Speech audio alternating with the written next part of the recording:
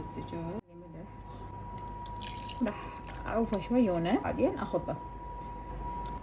شوف شلون صار يخبط. خلي بصل باودر وثوم باودر.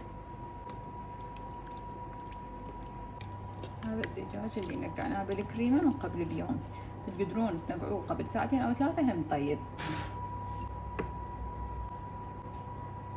اللي سويته نعنبت هيك شكلهم،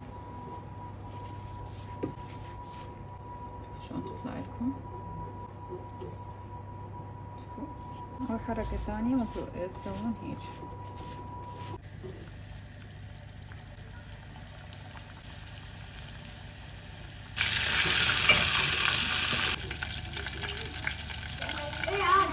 لازم هاي الحركة اسوي لكم اياها.